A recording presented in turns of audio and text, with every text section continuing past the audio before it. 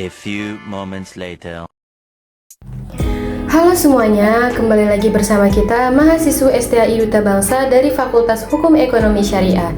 Di sini kita akan membahas sedikit materi tentang konsep izin dalam konteks hukum administrasi negara dengan dosen pengampu kita, ibu kita yang tercinta, yaitu Ibu Octavia Devalusia Dwi Anggreni, SH, ME, SY.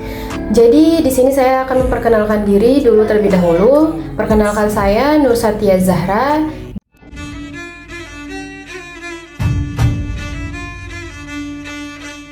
Dua teman saya, Selita Zahara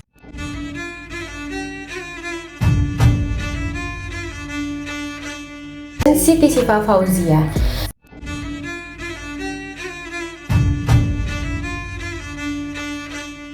Oke teman-teman, kami mohon sedikit perhatian dari teman-teman untuk melihat video kita sampai selesai ya.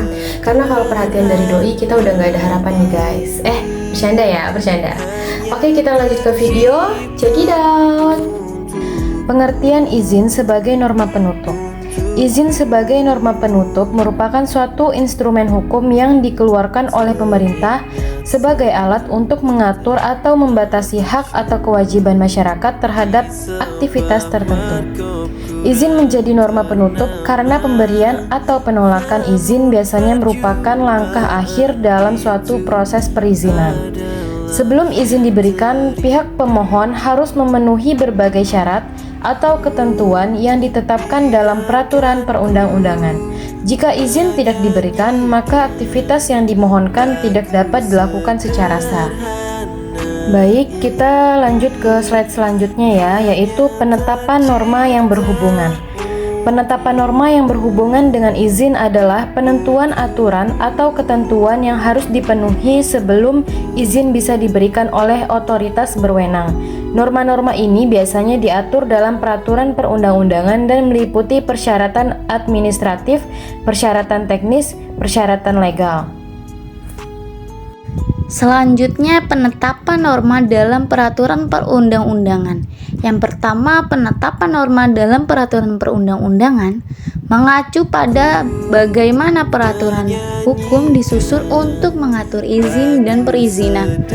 Ini mencakup undang-undang, peraturan pemerintah, peraturan daerah, hingga keputusan menteri yang spesifik mengatur jenis-jenis izin yang berbeda. Dan yang kedua, contohnya dalam Undang-Undang Nomor 30 Tahun 2014 tentang administrasi pemerintahan diatur mengenai bagaimana suatu tindakan administrasi negara termasuk pemberian izin harus dilakukan dengan transparan, akuntabel, dan berorientasi pada kepentingan publik. Norma-norma ini memberikan kerangka hukum bagi pemerintah untuk memberikan izin secara sah dan sesuai dengan peraturan yang berlaku. Selanjutnya ada pemberian izin oleh pemerintah sebagai perbuatan hukum administrasi negara. Yang pertama, izin oleh pemerintah merupakan perbuatan hukum administrasi di mana pemerintah bertindak sebagai otoritas yang memiliki wewenang untuk menyetujui atau menolak suatu permohonan izin dari masyarakat atau perusahaan. Dan yang kedua, pemberian izin juga bersifat kondisional, artinya izin bisa saja diberikan dengan syarat-syarat tertentu dan pihak yang menerima izin harus mematuhi ketentuan yang telah ditetapkan. Dan yang ketiga, ada pemberian izin. Ini merupakan bentuk tindakan hukum yang sepihak karena keputusan akhir berada pada tangan pemerintah. Namun tindakan ini tidak bersifat sewenang-wenang, melainkan harus didasarkan pada aturan hukum yang ada serta dengan mempertimbangkan kepentingan umum. Oke, selanjutnya pemberian izin terkait dengan wewenang pemerintahan. Wewenang pemerintahan ini ada dua. Yang pertama, wewenang terikat, yaitu pemberian izin berarti bahwa pemerintah terikat oleh aturan-aturan hukum yang jelas dalam memberikan izin. Jika pemohon telah memenuhi semua syarat yang ditetapkan oleh peraturan, maka pemerintah wajib memberikan izin tersebut.